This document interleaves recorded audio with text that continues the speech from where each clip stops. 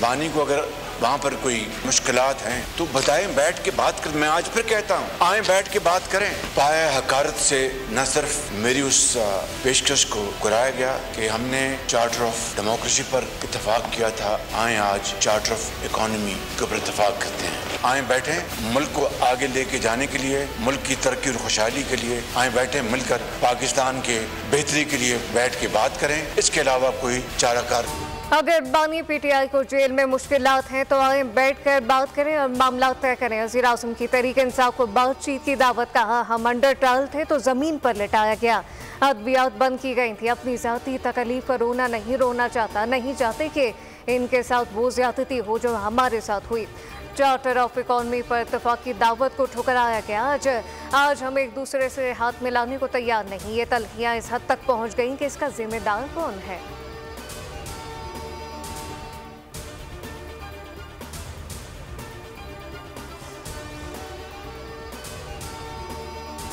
सबसे पहली चीज ये है कि इन्होंने जब कहा है कि बात होनी चाहिए, बात तब होगी जनाब स्पीकर जिस वक्त खान साहब बाहर आएंगे, बात तब होगी आई थिंक जिस वक्त मेरे 180 सीट के मेंबरान बाहर आएंगे। पहले बानी पीटीआई और कारकुनान को रिहा करें, फिर बात करें। ओपोजिशन लीडर उमर अयूब ने वज़ीर आज़म की मुज़ाकरात की पेशकश को मशरूत कर दिया। कहा मुज़ाकरात तब होंगे जब मेरा वज़ीर आज़म बाहर आएगा, हमारे कैदी बाहर आएंगे। ये हाउस उस वक्त चल सकेगा जब हमारा एहतराम होगा।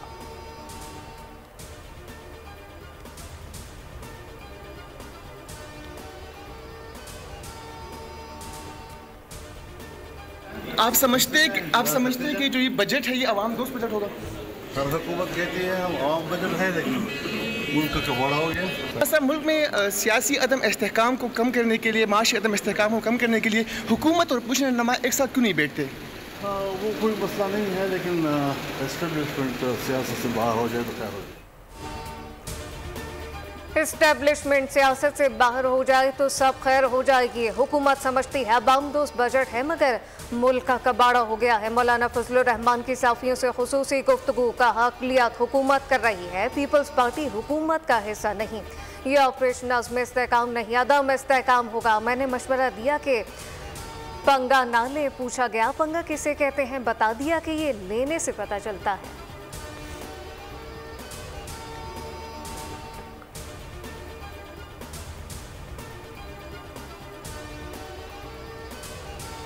करेंगे, कोई बेवकूफ समझ रहा होगा। कब्र एक है, मुर्दे तीन है, रिलीफ इंशाल्लाह सुप्रीम कोर्ट से मिल सकता है। गरीब हलक से लेके फलक तक महंगाई की जद में है। कीनिया की फिल्म पाकिस्तान में दोहराई जा सकती है, आप तैयार रहें। मौजूदा सूरत हाल में कोई बेवकूफ़ी समझता होगा कि बानी पीटीआई को रिहा किया जाएगा। अवामी मुस्लिम लीग के सरबराह शेख रशीद की अडयाला जेल के बाहर मीडिया से गुफ्तगू। उन्होंने कहा कि कीनिया की फिल्म पाकिस्तान में भी दोहराई जा सकती है। 30 अगस्त से पहले हिसाब होगा। कौम किसी लीडर का इंतजार नहीं करेगी, हर तरफ भूख ही भूख है।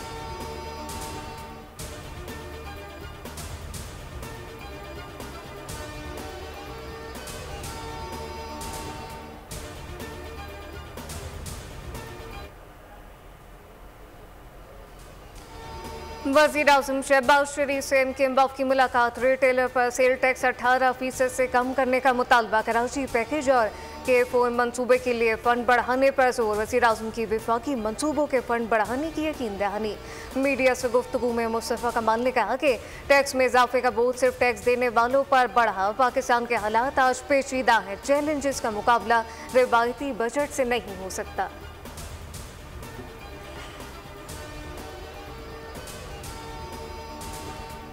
लोग उस वक्त विलिंगली टैक्स देंगे कि जब आप उनको पीने का पानी दे रहे हों, जब आप उनको रोजगार दे रहे हों, जब आप उनकी तालीम के पैसे उनके बच्चों को प्राइवेट ना जा रहे हो उनको स्कूलों में तालीम दे रहे हों, जब आप जो अस्पतालों में दवा दे रहे हों, जब आप उनको रात में लाइट दे रहे हों, सुबह गैस दे रहे हों, उनको सिक्योरिटी दे रहे हों। ये रियासत में रहने वाले लोगों का ये आईनी हक है कि वो हुकूमत वक्त उनको ये सारी चीजें दे करे। गुनाह नहीं है, लेकिन माफी के लिए वो गलती भी तो करनी जरूरी है। अगर मैंने वो गलती की है तो मैं खड़े में बैठे हुए आदमी के साथ कैमरे के सामने जाके हाथ पकड़ के हाथ जोड़ के माफी मांग। तो तौहीन अदालत केस फैसल वाबदा ने सुप्रीम कोर्ट से गैर मशरूत मुआफ़ी मांग ली। तौहीन अदालत की कार्रवाई खत्म करने की इस्तदा। कहा, मेरी प्रेस कॉन्फ्रेंस से अदलिया का वकार मजरूह हुआ तो गैर मशरूत मुआफ़ी मांगता हूँ, खुद को अदालत के रहमो करम पर छोड़ता हूँ। मेरी प्रेस कॉन्फ्रेंस का मकसद अदलिया की तौहीन नहीं था।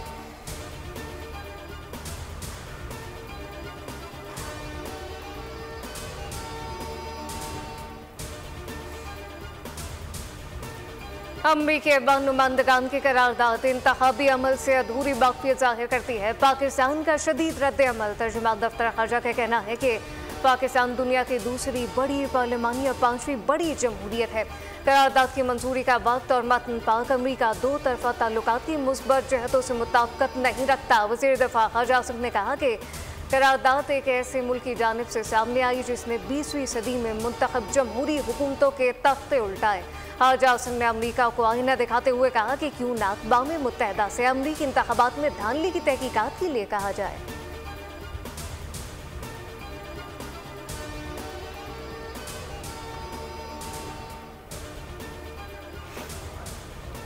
हम कानून की पहुंच से बाहर हैं या बालातर हैं, उनको भी जो है वो सीधा किया गया है। पूरी काबीना, पूरी गवर्नमेंट जो है उन मंशियात फरोशों के खिलाफ सख्त एक्शन ले रही है। जो मोटर व्हीकल में कभी कभी कंप्लेंट्स भी आती हैं तो उसके लिए अब नई रजिस्ट्रेशन के लिए बायोमेट्रिक सिस्टम जो है वो हमने लॉन्च कर दिया। सर, फेक नंबर प्लेट्स के खिलाफ एक्साइज डिपार्टमेंट एक्शन में आया है। तो हमने फैसला किया अब कोई भी गाड़ी रोड पर अनरजिस्टर्ड नहीं निकल सकेगी। खुद को कानून से बालातर समझने वालों का मुहासबा किया जाए। मनशियात फरोश आपको भागते हुए नजर आएंगे। जहां जहां से मनशियात जहां आ रही है सख्त एक्शन होगा। सूबाई वज़ीर शर्जील इनाम मेमन का सिंध असेंबली में खिताब। गाड़ियों की रजिस्ट्रेशन के लिए बायोमेट्रिक सिस्टम लॉन्च होगा। जाली नंबर प्लेट्स के खिलाफ एक्शन लिया है। फैसला किया है, अब गैर रजिस्टर्ड गाड़ी सड़क पर नहीं निकलेगी। बाहर से आने वाली गाड़ी को टैक्स देना और इस गाड़ी को सिंध में रजिस्टर्ड कराना होगा।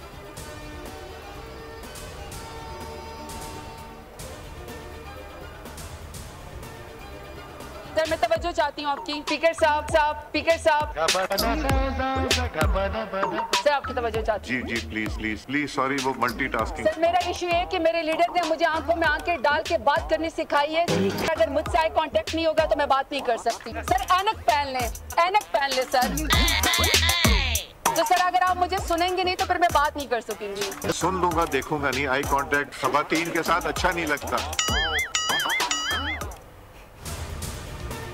स्पीकर साहब, आप मेरी तरफ देखें। सरताज गुल, नहीं मैं नहीं देखूंगा। मुझे खवातीन की आंखों में आंखें डालकर देखना अच्छा नहीं लगता है। आज सादे का जवाब ऐनक पहनकर ही देख लें, ऐसा ना करें। कौमी असम्बली में आज सरताज गुल और स्पीकर कौमी असम्बली अयाज सादिक के दरमियान दिलचस्प मुकाबला हुआ। क्या हुआ आप भी देखिए।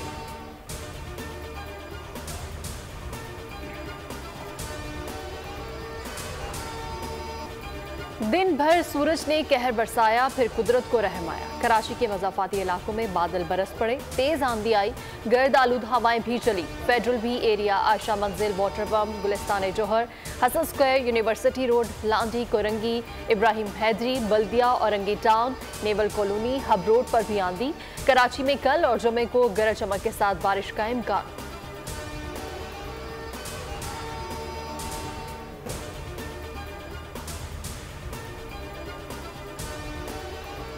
मुसलसल लाइट नहीं है, लोग ज़हनी तौर पर मरीज़ बन गए हैं। ख़वातीन, बच्चे परेशान हैं, रातों को लाइट नहीं होती। दूसरी जानिब कारोबारी सरगर्मियाँ जो हैं वो मुतासिर हो रही हैं, कारोबार नहीं है। असल में जो है पहले तो कारोबार का भी मसला है, कारोबार पे है नहीं है, समझ गया। फिर दूसरे बाद जो है जब कारोबार होते हैं समझ गए, उसके बाद फिर लोड शेडिंग का मसला होता है। गुजारा कैसे करना है? ये देखो, हालत ये है कि गर्मी में कारोबार तो बिल्कुल नहीं हो रहा। दुकान पर आकर बैठ रहे हैं तो लाइट ही नहीं है, 20-20 घंटे लाइट नहीं है। के इलेक्ट्रिक के खिलाफ शदीद एहतजाज, 16-16 घंटे बिजली की बंदिश से पानी की भी किल्लत। शहरियों ने के इलेक्ट्रिक के जुल्म से निजात दिलाने का मुतालबा कर दिया।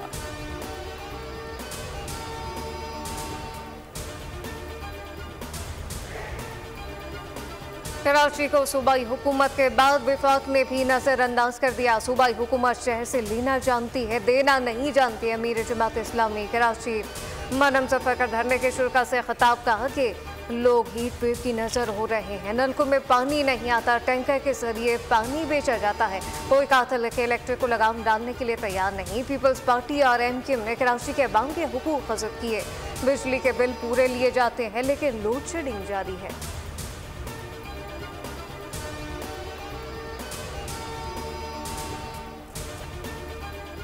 आपको पिसा जा रहा है, क्या क्या टैक्स हो गए? ना पानी है, ना बिजली है, ना ट्रांसपोर्ट है, ना गैस है। कराची में सिर्फ टैक्स के अलावा कुछ भी नहीं है। स्प्रिंग को जितना ज्यादा दबाएंगे ना उतने ही फोर्स से ऊपर आएगी और ये वक्त करीब आ गया है। कराची में ना पानी है, ना गैस है, ना बिजली है और ना ट्रांसपोर्ट है। आखिर कब तक कराची वाले पिसते रहेंगे? बोरिंग के पानी पर भी टैक्स लग गया। सिंध हुकूमत ने नोटिफिकेशन जारी कर दिया। अब बोरिंग के पानी की मोटर पर मीटर लगेंगे। रेस्टोरेंट्स, तालीमी इदारे, सोसाइटीज, अपार्टमेंट्स और हाई राइज इमारतों में रहने वाले टैक्स अदा करेंगे। मकानात में रहने वालों को टैक्स से इस्तिस्ना।